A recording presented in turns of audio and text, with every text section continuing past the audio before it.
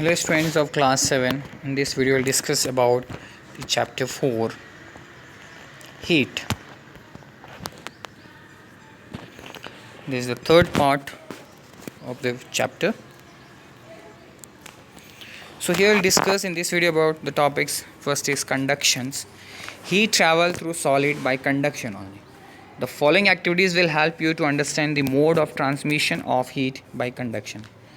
The process of transmission of heat energy in solid without actual movement of particles from their position is called conductions. Heat का transmit होना solid से without movement of particles ये कहलाता है conduction. How? One activity is there to show that heat travels through metals by कंडक्शंस.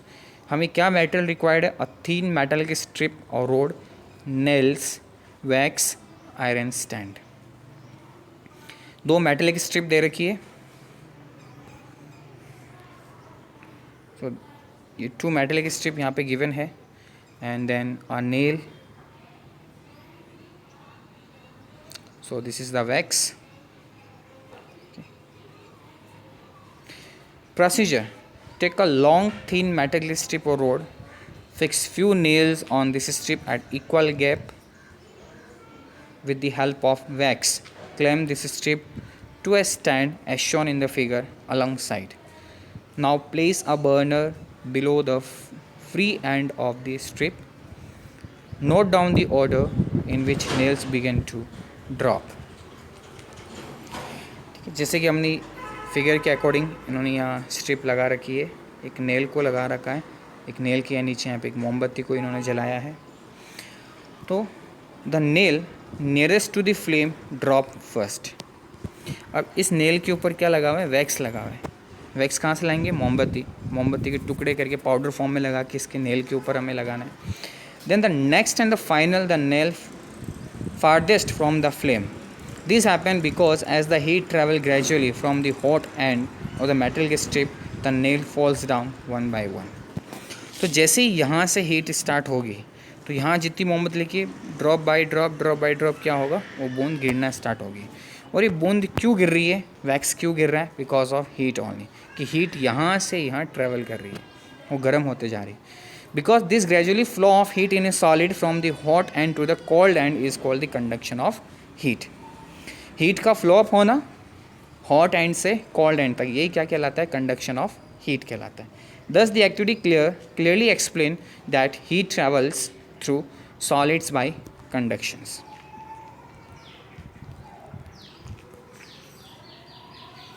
So next is explanation of conductions in solid. The constituent particles are very closely packed. They can only vibrate about their mean position. तो solids के अंदर क्या होते हैं? जो जिन particles के, every matter is made up of particles. सभी matters, जो भी सब्सटेंस है हमारे आसपास, सभी मैटर के पार्टिकल्स के बने हुए होते हैं. तो सॉलिड के अंदर जो पार्टिकल्स होते हैं वो टाइटली पैक्ड होते हैं, एक दूसरे के साथ क्लोजली जॉइंट होते हैं. तो जब ये एक दूसरे के साथ क्लोजली अगर ज्वाइन होते हैं तो ये अपनी जगह तो चेंज नहीं करते, बट उसी जगह पे क्या करते हैं? वाइब्रेट करते हैं. तो when the end of a metallic block और strip is heated, the particle at that end absorb energy and start vibrating more rapidly. तो होगा क्या? वो पार्टिकल एनर्जी गेन करेगा और वाइब्रेट होगा अपनी जगह पे. अब जो वाइब्रेटिंग जो पार्टिकल है वो कोलाइड करेगा अपने दूसरे वाले पार्टिकल के साथ जो नेबरिंग में. तो this rapidly vibrating particles collide with their neighbours and transfer a part of heat energy to them. तो जब एक पार्टिकल अगर वाइब्रेट कर रहा हूँ, उसे अटैच अगर दूसरा पार्टिकल भी अगर वाइब्रेट कर रहा हूँ, तो क्या कर रहा है? एक पार्टिकल, फर्स्ट वाला पार्टिकल सेकंड वाले में क्या कर रहा है? एनर्जी ट्रांसफ़र कर रहा है. तो as a result this particles also start vibrating more rapidly and in turn cause their neighbours to vibrate more rapidly. जो सेकेंड वाला अब वाइब्रेट किससे करेगा? थर्ड को करेगा, थर्ड फोर्थ को, फोर्थ फिफ्थ को, फिफ्थ सिक्स्थ को, एंड सो ऑन. तो इस तरह सारे पार्टिकल्स क्या करेंगे? वाइब्रेट होना स्टार्ट होंगे. मीन्स एनर्जी ट्रांसफ़र हो रही है one particle to another particle, और इस तरह से पूरे ब्लॉक में एनर्जी ट्रांसफ़र हो जाएगी. So the process of conduction may be considered similar to the passing of a toffee from a student to the student in a classroom. Suppose 10 student बैठे हैं वन बाय वन, एक के पीछे एक के पीछे 10 स्टूडेंट्स एक रो में बैठे हुए हैं. इफ़ फर्स्ट स्टूडेंट के बाद टॉफ़ी है और जो टॉफ़ी डिस्ट्रीब्यूट कर रहा हो वो सेकंड वाले के पास जाके डिस्ट्रीब्यूट ना करना चाहता हो, वो अपनी पोजीशन पे खड़े होकर डिस्ट्रीब्यूट करना चाहता है, तो कैसे करेगा? फर्स्ट वाले को टॉफ़ी देगा, फर्स्ट वाला सेकंड को पास करेगा, सेकंड थर्ड को करेगा, थर्ड फोर्थ को, फोर्थ फिफ्थ को, फिफ्थ सिक्स्थ को, इस तरह से 10th वाले स्टूडेंट के पास क्या होगी? टॉफ़ी अपने आप पहुँच जाएगी। तो क्या हुआ? हीट टॉफ़ी पे फर्स्ट स्टूडेंट से 10th स्टूडेंट तक पहुँच गई। अब जो डिस्ट्रीब्यूटर है वो अपनी जगह पे खड़ा है, सारे स्टूडेंट अपनी पोजीशन पे ही हैं, कोई अपनी पोजीशन नहीं छोड़ रहा, बट सब अपनी पोजीशन पे क्या कर रहे हैं? वाइब्रेट कर रहे हैं, हिल रहे हैं। So this is known as conduction. Good conductors of heat, the substance which allow heat energy to flow through them easily are called good conductors. जो सब्सटेंस ईजिली अपने थ्रू हीट को ट्रांसफ़र करवा दे उसको हम कहते हैं गुड कंडक्टर्स ऑफ हीट। तो मेटल्स क्या हैं? गुड कंडक्टर्स ऑफ हीट है।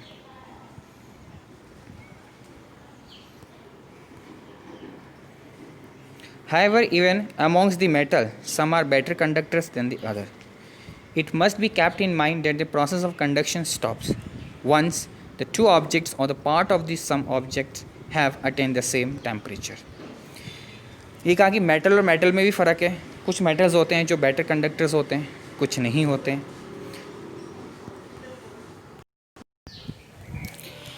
So there are two important conditions for the transfer of heat energy by conduction between the two objects. दो conditions कौन कौन से? पहला, the two object must be in contact with another, एक दूसरे से contact में होनी चाहिए, यानी एक दूसरे से टच होने चाहिए। दूसरा, the temperature of the object must be different from one another, और टेम्परेचर डिफरेंट होना चाहिए, एक जैसा टेम्परेचर नहीं होना चाहिए दोनों ऑब्जेक्ट का, भाई एक ही टेम्परेचर पे वो गर्म हो जाए, तो फिर हीट ट्रांसफ़र कैसे होगी? So practical application of good conductors are, cooking vessels are made up of metal so that they can easily absorb heat energy and transfer it to the food. इसलिए जो भी हमारे कुकिंग वेसल्स हैं, जो बर्तन बने हुए, वो मेटल्स के बने होते हैं, ताकि क्या हो? मेटल्स की क्या करते हैं? पार्टिकल्स हीट को एब्जॉर्व कर लेते हैं और एक पार्टिकल से दूसरे पार्टिकल में ट्रांसफ़र करते हैं। जब वो वेसल्स अगर गर्म हो रहे हैं तो हमारा फूड गर्म हो रहा है। Cooling coils of air conditioners and refrigerators are made of copper so they easily conduct heat. Refrigerator आपने देखा होगा, बैक साइड में एक कॉइल की तरह पतली सी रिंग चलती है कॉपर वायर की। एयर कंडीशनर में कॉपर वायर की रिंग्स होती। Copper tubing is used in automobiles radiator as it easy take heat from the hot water coming from the engine. Engine गर्म हो रहा हो, उसकी हीट को एब्जॉर्व करना हो, तो कॉपर ट्यूबिंग यानी ये क्या, एक रेडिएटर होता है जो कूलिंग के काम आता है। Mercury is used as a thermometric liquid as it a good conductor of heat. Thermometer में मरकरी यूज़ कर रहे हैं, उसका रीज़न यही है, it's a good conductor of heat. जब भी टेम्परेचर एब्जॉर्व कर रही है उसके पार्टिकल्स मूवमेंट करेंगे, इसलिए मरकरी क्या करती है? राइज करती है थर्मोमीटर पे। बैड कंडक्टर ऑफ हीट और heat insulators, the substance which do not allow the heat energy to flow through them easily are called bad conductor of heat, या फिर इंसुलेटर कहते हैं हम उनको। From the term heat insulator, we don't mean that the heat energy does not flow through them. Actually, heat energy flow through them, but a very small rate as compared to the good conductor. Energy ये नहीं कि बिल्कुल भी zero flow कर रही हो, flow करती है, बट हमें महसूस नहीं होता। फ्लो तो करती है उनके अंदर, उनको हम इंसुलेटर्स कहते हैं। For example glass, mica, ebonite, cotton, wool, asbestos, polyurethane foam commonly known as FUF, PUF, wood, plastic etcetera are bad conductors of heat. ये सारी चीज़ें तो आप मोस्टली देखिए, ग्लास हमें मिल जाती है, ऑब्वियसली हमारे घर में अवेलेबल है। कॉटन, वुल हमारे घर में अवेलेबल है, वुड हमारे घर में अवेलेबल है, प्लास्टिक हमारे घर में अवेलेबल है। ये सारी क्या है? बैड कंडक्टर ऑफ हीट है, इनमें से हीट ट्रांसफ़र नहीं होती है। In addition to it all liquid and gases are bad conductor of except mercury, except mercury. Mercury क्या है? मेटल, लेकिन वो लिक्विड स्टेट में था, लेकिन इसमें कहा कि जितने भी लिक्विड्स आ रहे हैं, यानी गैसेस जितनी भी आ रही है, वो सारे क्या हैं? बैड कंडक्टर्स ऑफ हीट हैं। Practical application of heat insulators, bad conductors help to conserve energy in a system. Glass, wool, cotton, slag, asbestos, enclosed air, vacuum etcetera are common insulating material available. जैसे false ceiling is provided in the rooms and the space in between is filled with asbestos or sawdust so as to keep the room cool. The reason behind this is that wool used for false ceiling is a bad conductor of heat.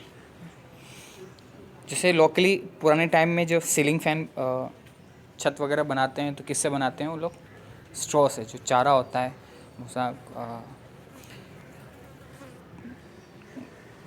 उनको काटने के बाद, चारा जिस काटने के बाद में उनको हम किस लिए इस्तेमाल करते थे? घर की छतों के लिए या दीवारों के लिए, ताकि वो कूलिंग आए।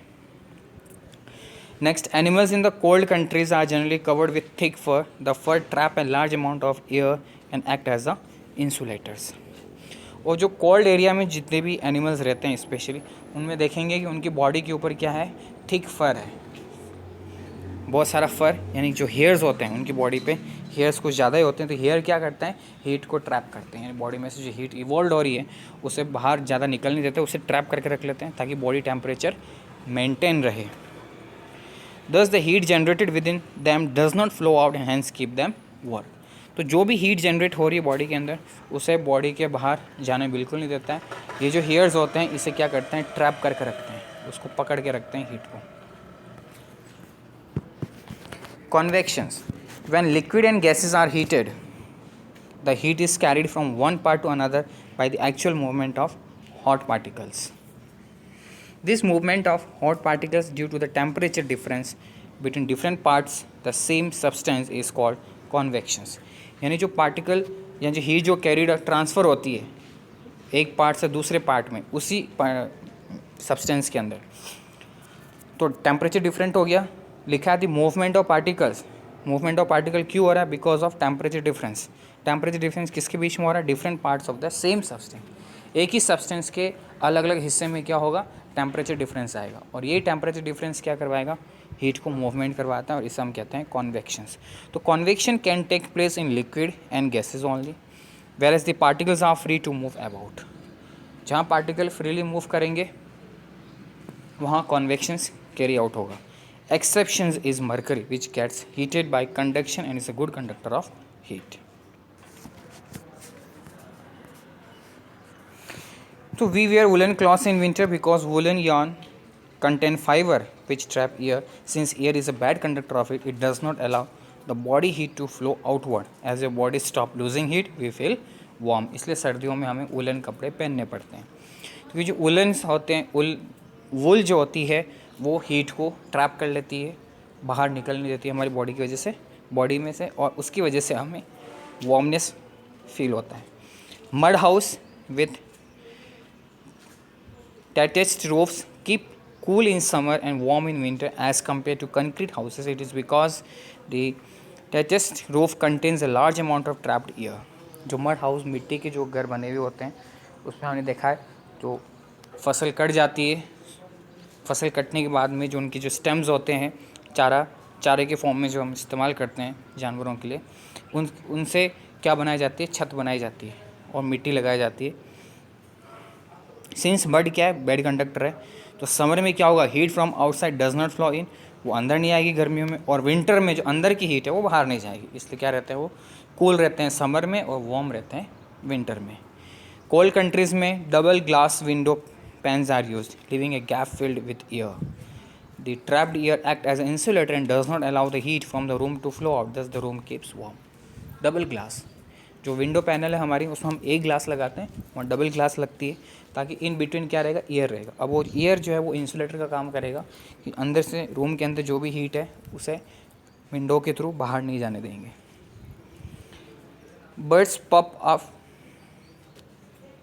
puff up their feathers in winters because in doing so they trap a large amount of air, which in turn acts as insulator and does not allow their body heat to flow out. Puff up their feathers, कुछ birds होती हैं जो पंख होते हैं, mostly feathers को वो निकाल देती हैं, क्योंकि पिकॉक को अगर हमने देखा हो स्पेशली, वो अपनी मोर की जो पंखुड़ी हमें मिलती है वो निकाल देते हैं ताकि एयर ट्रैप हो जाए easily. Appliances like electric kettle जो होती हैं, जो इलेक्ट्रिसिटी चलती है, electric iron, electric oven, soldering rods, cooking pan etcetera provided with wooden और प्लास्टिक हैंडल, क्योंकि बैड कंडक्टर ऑफ हीट होते हैं। हीट अप्लाइंसेस में उसको गर्म तो करेगी बट हैंडल को गर्म नहीं करेगी, ताकि हम ईजिली क्या कर सकें? उसे पकड़ सकें। Slabs of ice are covered with sawdust और gunny bags to prevent them from melting. अगर कोई बर्फ़ का टुकड़ा हो, अगर आपने अक्सर देखा हो जहाँ बर्फ़ जमाई जाती है, तो अगर हम घरों में भी इस्तेमाल करेंगे, रखेंगे इस बर्फ़ के टुकड़े को, शील को, बड़े को, तो बोरी या तो बोरी के ऊपर रखा जाता है इसे, या फिर जो चारा जिसे मैं कह रहा हूँ फसल काटने के बाद जो बचता है उसके ऊपर रखा जाता है, क्योंकि ये बैड कंडक्टर्स ऑफ हीट होते हैं और जब तक हीट नहीं लगेगी बर्फ़ की वो पिघलेगी नहीं, मेल्टिंग को रोकने के लिए। Application of convection current in gases. पहला आ रहा है वेंटिलेशन इन रूम्स। वेंटिलेशन क्यों होना चाहिए? The process by which impure and warm air inside a room is continuously replaced by fresh air from outside is called ventilations। लेकिन image के अंदर दिखाया गया है, warm air being lighter rises up and leaves the room through the ventilator provided near the ceiling. The fresh air is filled in the room from the doors and windows. The convection current so set up provides a continuous supply of fresh air in the room.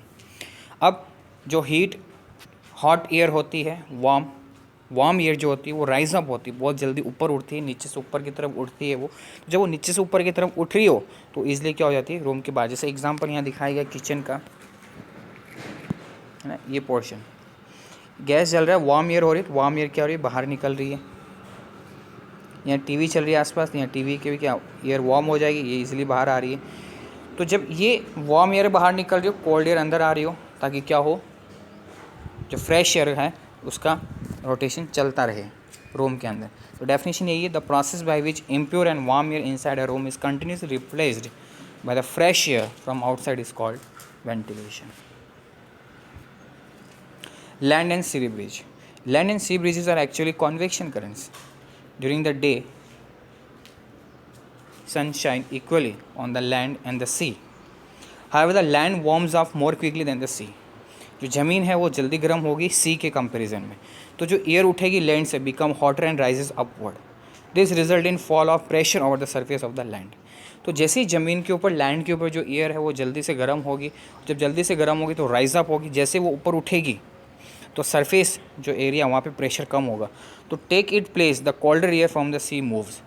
अब वो जो गर्म हवा थी वो तो ऊपर उड़ गई, उसकी जगह को कवर करने के लिए जो ठंडी हवा है सी से वो पास आउट होगी। तो this air current from the sea to the land is called sea breeze. और यही जो एयर का प्रेशर है, एयर का जो करंट है जो सी से लैंड की तरफ आ रहा हो, इसे हम कहते हैं सी ब्रिज। जैसे फिगर 4.16a, लैंड से वार्म एयर ऊपर उठ रही है और कोल्ड एयर सी से वो आ रही है लैंड की तरफ। तो after sunset land loses heat faster than the sea water. Sunset होने के बाद में ज़मीन बहुत जल्दी ठंडी होती है जबकि वाटर नहीं होता। As a result the air over the sea is warmer at night. The air over the sea being warmer rises up and up and to take its place cooler air from the land comes in and start moving towards the sea. The convection current from the land to the sea is called land breeze. अब वो जो convection, जब वो air का जो current है यानी air का जो फ्लो है लैंड से सी की तरफ फ्लो, ये क्या कहलाएगा, लैंड ब्रीज कहलाएगा। So all hot substances like objects whether solid, liquid or gases transfer heat by radiations. Radiations के थ्रू ट्रांसफ़र होगा। जैसे फिगर के अंदर दिखा रखा है, वुड जल रही है तो वुड में से जो हीट एवोल्व होगी वो एयर के पार्टिकल के साथ मूव आउट करेगी। तो radiation needs no medium. Transfer of heat by radiations can occur even in vacuum. Vacuum जहाँ एयर नहीं है वहाँ पे भी रेडिएशंस पॉसिबल है। तो thermal radiation is called infrared radiation. This radiation travels with the speed of light. Thermal radiations can even travel through vacuum. तो radiant heat or thermal radiation, the heat energy which is transferred from a hot body to a cold body without being absorbed by the space between the hot and the cold bodies is called radiant heat or thermal radiations। कि जब एक hot body से cold body की तरफ अगर heat transfer हो रही है बिना मीडियम या जो भी स्पेस उनके बीच में वो एब्जॉर्ब करे, बिना हीट एब्जॉर्ब हुए एक हॉट बॉडी से कोल्ड बॉडी तक अगर हीट ट्रांसफ़र हो जाती है तो वो कहलाता है रेडिएंट हीट या फिर थर्मल रेडिएशंस। तो जो रेडिएंट हीट है it's a kind of electromagnetic energy similar to light energy. यार लाइट एनर्जी यानी जो सन से जो एनर्जी आ रही है उसके सिमिलर इसको माना गया, उसकी स्पीड भी उसके सिमिलर रखा गया है 3 × 10⁵ किलोमीटर पर सेकेंड, जबकि सन की रेज है 3 × 10⁸ किलोमीटर पर second. When it is absorbed by some solid substance, it raises its temperature. It must be remembered that radiation is the fastest mode of heat transfer from a hot body to the cold body. Absorptions of radiant heat by a body, as mentioned above, the radiant heat can raise the temperature of the body only if it gets absorbed by the body. तो radiant heat कब किसी body का temperature बढ़ाएगा? जब वो body उसे absorb करेगी, है ना. तो furthermore it has been found that the darker और blacker the surface of the body, the more is the heat radiant absorbed. जहाँ डार्क ज़्यादा रहेगा, सरफेस अगर ब्लैक है ज़्यादा, ब्लैक है तो वो हीट क्या करेगी? एब्जॉर्ब ज़्यादा करेगी. इसलिए कहा कि अगर गर्मी में अगर हम काले कपड़े भी ज़्यादा पहनते हैं तो हमें गर्मी लगती है, बिकॉज ब्लैक कलर क्या होता है? एब्जॉर्ब करता है हीट को बहुत जल्दी. तो the higher will be the rise in the temperature. However, if the body is white or shining or has a polished surface, then most of the radiant heat is reflected from the surface of the body. Hence, and its temperature does not rise appreciably. अगर white है ज़्यादा, body white है या shining है, चमकदार है ज़्यादा, या फिर पॉलिश्ड सरफेस हो ज़्यादा डिफरेंट कलर्स का, जो क्या कर रहा हो? रेडियंट हीट को क्या कर रहा हो? रेडिएट कर रहा हो, फैला रहा हो दूर, तो बॉडी का टेम्परेचर इंक्रीज नहीं होगा. Next is radiations. The transfer of heat energy from a hot body to cold body without presence of any medium is called radiations. We feel warm when we sit in the sun, in front of fire or in front of the electric heater. How does heat travel from the sun, from the fire and from the electric heater to us? There is no direct contact between us and source of heat. Therefore, heat transfer cannot be due to conduction. It cannot be by convection, because the hot air rises upward and not toward us. Furthermore, when we put a cardboard or any insulator between us and the source of heat, we no longer feel hot. The heat from any distance so reaches us by another mode of heat transfer called radiations. तो क्या हुआ कि radiations क्या कहलाता है? कि heat का transfer होना एक हॉट बॉडी से कोल्ड बॉडी तक बिना किसी मीडियम के प्रेजेंस होना, यही क्या कहलाता है आपका? तो बिना किसी बॉडी मीडियम के प्रेजेंस होना, यही क्या कहलाता है? रेडिएशंस कहलाता है. ये कहा कि हम सन में सनशाइन हो रहा, हम डायरेक्ट अगर बैठ रहे हो बाहर, हमें गर्मी लगती है. हम किसी आग के पास बैठे तो हमें गर्मी लगती है, किसी इलेक्ट्रिक हीटर के पास बैठते हैं तो हमें गर्मी लगती है. तो ये हीट कैसे ट्रैवल हो रही है सन से, या जो फायर जल रही है उससे हीट कैसे आ रही है, हीटर अगर जल रहा है उससे हीट कैसे आ रही है? हमारा कोई डायरेक्ट कॉन्टैक्ट नहीं है उस सोर्स ऑफ हीट के साथ, फिर भी हीट हमारे पास आ रही है. तो ये कहा कि हीट कोई ज़रूरी नहीं है कंडक्शन से आए, हीट कोई ज़रूरी नहीं कॉन्वेक्शन से आए, हीट रेडिएशन से भी आ सकती है. रेडिएशन से कैसे आएगी? क्योंकि हीट जहाँ जल रही हो, गर्म जहाँ पे हो रहा हो, उसके आसपास के एरिया की जितनी एयर है उसको क्या करेगा? वो गर्म करेगा. तो जैसे एयर गर्म होगी वो राइज अप होगी, ऊपर की तरफ उठेगी और एनवायरनमेंट में फैलेगी. तो ये कहा कि अगर हम जो सोर्स ऑफ हीटर है, सपोज हीटर के पास आप बैठे हो, हीटर के और आपके बीच में अगर आप कुछ कार्डबोर्ड भी रख देते हो जिससे आपका कॉन्टैक्ट नहीं हो पा रहा है हीटर से, तो भी थोड़ी देर बाद में हीट आपके पास आएगी. कैसे आएगी? उसकी रूम के अंदर जो एनवायरनमेंट है, वहाँ की जो एयर है वो क्या हो जाएगी? पूरी तरह से गर्म हो जाएगी. और इसी को हम कहते हैं radiations. Application of radiant heat क्या क्या है? It is more comfortable to wear white और light colour clothes in hot summer than black और dark colour cloth. This is because they absorb less radiant heat energy. तो light colour के कपड़े हमें पहनने चाहिए गर्मियों के अंदर, क्योंकि वो हीट को कम एब्जॉर्ब करते हैं. डार्क कलर होगा वो एब्जॉर्ब ज़्यादा करेगा. Bottom of the cooking vessel is made of black but side are made shiny. This is because the black absorb radiant heat rapidly from the fire. The shiny sides do not radiate heat quickly, thus the heat gets trapped within the vessels which get heated rapidly. इसलिए जो cooking vessels हैं, जो cooking जो भी हमारे बर्तन हैं अभी जो आ रहे हैं नॉन स्टिकी जिसे हम कहते हैं, सारे नीचे जो सरफेस होता है वो स्पेशली ब्लैक कलर का ही होता है, क्योंकि वो हीट को जल्दी ट्रैप करते हैं और गर्म बहुत जल्दी करते हैं. आउटर साइड जो होती है, बाहर की दूसरी साइड, वो शाइनी होती है कि वो ट्रैप कर लेती है हीट को तो अंदर की साइड, बट बाहर की साइड निकल नहीं देती है. टी और coffee stay hot for a long time in a shiny pot than in a black pot. This is because the shiny pot is a poor radiator of radiant heat energy.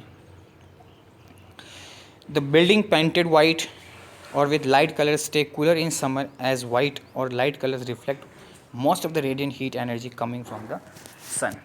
तो ये colours क्या होते हैं? Absorb नहीं करते, radiant करते हैं. इसलिए क्या होता है? वाइट कलर अगर हो रूम के अंदर भी, आप देखोगे वाइट कलर हो, अगर आपने ट्यूबलाइट जलाई हो रात के तो रोशनी बहुत ज़्यादा फैलती है. कि वाइट कलर क्या करता है? रिफ्लेक्ट जल्दी करता है, लाइट को रिफ्लेक्ट करेगा, और जब ज़्यादा रिफ्लेक्ट करेगा तो वो हीट का एब्जॉर्व नहीं कर पा रहा है. एब्जॉर्व नहीं कर पा रहा तो गर्म नहीं होंगे. सो समझने की कोशिश करते हैं. पिता flow chart for first is heat. जैसा कहा कि heat is a form of energy that produces feeling of hotness. It is measured in the joule. Calorie is used to measure energy value of food. Effects क्या क्या हैं? First, heat increase the temperature. Heat expands the substance. Heat change the state. Heat brings chemical change. Heat affects living things. Heat की definition आई first में. Second में ये आ रहा है heat के कि क्या क्या करता है. टेम्परेचर को चेंज करता है, किसी भी सब्सटेंस को एक्सपेंड कर देता है, बढ़ा देता है अगर हीट अगर हो तो. स्टेट चेंज कर देता है. स्टेट चेंज का मतलब अगर बर्फ़ है, जमी हुई है, थोड़ी सी गर्म हो रही है, लिक्विड में चेंज हो रही है, तो स्टेट चेंज हो रहा है, सॉलिड से लिक्विड में आ रही है वो. केमिकल चेंजेस लेके आ रही है. खाना पक रहा है, पहले खाना कच्चा था, हम उसको पका लिया हमने, तो हीट क्या करती है? केमिकल चेंजेस करती है और लिविंग बींग्स को अफेक्ट करती है. मेजर करने के लिए हम क्या यूज़ करते हैं? Temperature. The degree of hotness and coldness of body is called temperature of the body. Thermometer क्या है? थर्मोमीटर एक ऐसा इंस्ट्रूमेंट है जो मेजर करता है टेम्परेचर को. ठीक है. अब types of thermometer: laboratory, clinical, mercury and alcohol thermometer. आपके इस सिलेबस चैप्टर के अंदर हमने डिस्कस किया था laboratory thermometers and clinical thermometers and mercury thermometers. Types of heat transfer 3 we have discussed right now: conduction, convection and radiation. So this is the end of the chapter. Thank you.